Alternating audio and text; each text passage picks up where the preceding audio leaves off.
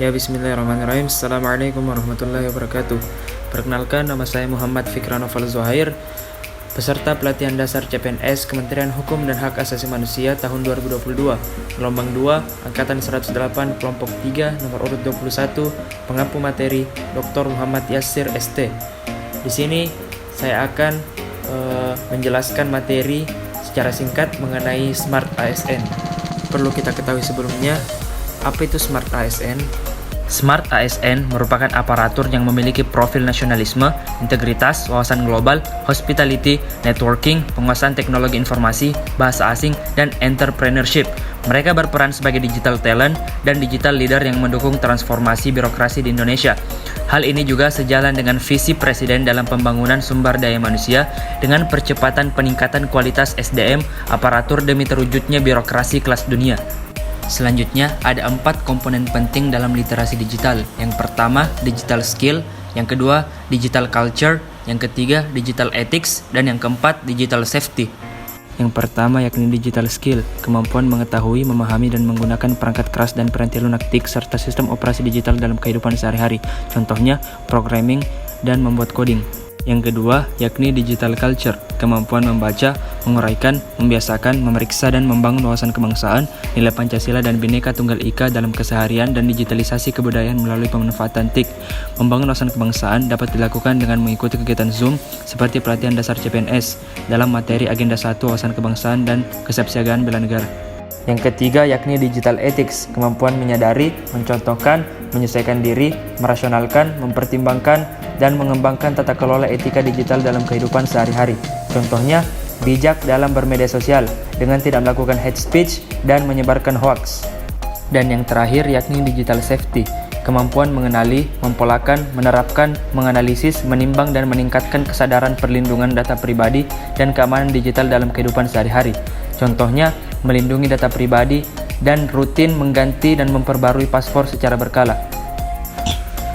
Dalam pembelajaran sinkronus kemarin, kami juga berdiskusi mengenai digitalisasi yang berada di instansi kami. Wujud dari digitalisasi di instansi kami seperti SDP, Sistem Database Pemasyarakatan, sebagai peregistrasian para tahanan yang masuk dan keluar di rutan kelas 2B baru, di mana SDP ini mengolah data para tahanan secara lengkap. Yang kedua adalah Sisumaker, Sistem Informasi Surat Masuk dan Surat Keluar. Aplikasi ini adalah aplikasi yang dibuat untuk pengelolaan seluruh persuratan di lingkungan Kementerian Hukum dan Hak Asasi Manusia. Sisumaker ini dapat memudahkan pemantauan terhadap keberadaan suatu surat untuk kemudian dapat ditindaklanjuti secara efektif dan efisien, baik itu dari unit eselon 1 hingga sampai pada unit pelaksana teknis. Yang ketiga yakni Simpek, Sistem Informasi Manajemen Kepegawaian, yakni dapat memudahkan para pegawai untuk dapat melakukan pengelolaan data-data kepegawaian, serta Simpek ini dapat membantu para pegawai dalam mendata dan mengetahui kinerja dari pegawai. Dan yang terakhir yakni layanan video call yang dikhususkan kepada warga binaan pemasyarakatan, di mana layanan ini berguna kepada warga binaan untuk menjalin komunikasi baik kepada keluarga maupun orang-orang terdekatnya. Dalam pembelajaran sinkronus kemarin juga, kami berdiskusi mengenai peluang dan tantangan birokrasi digitalisasi di instansi kami masing-masing. Kami menuliskan peluang dan tantangan tersebut, dan yang saya tuliskan adalah pemberian informasi, layanan, kunjungan, dan penitipan barang di rutan kelas 2B baru. Hal ini berguna kepada para pengunjung untuk mengetahui jadwal kunjungan yang telah ditetapkan di rutan kelas 2B baru.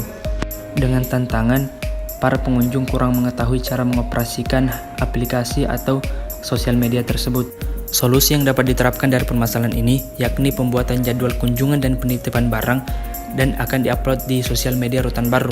Dan untuk para pengunjung yang kurang mengetahui cara pengoperasiannya, dapat diberikan petunjuk mengenai hal tersebut ketika pengunjung datang di rutan kelas 2B baru. Kelebihan dari digitalisasi ini betul-betul sangat memudahkan, baik dari segi pekerjaan, akses media lebih efisien dan efektif dalam hal TIC, kemudahan dalam berinteraksi dengan orang jarak jauh, orang-orang dapat berkreasi dan mengembangkan diri melalui platform, dan perekonomian dapat meningkat.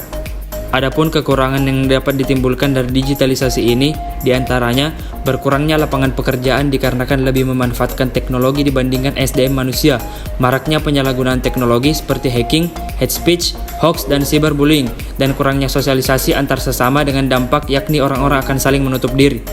Dan untuk pembelajaran asinkronus, kami diberikan tugas mengenai membuat learning journal berisi tentang materi Smart ASN dengan ketentuan video seperti contoh yang sudah diberikan, maksimal 6 menit dan minimal waktu 2 menit.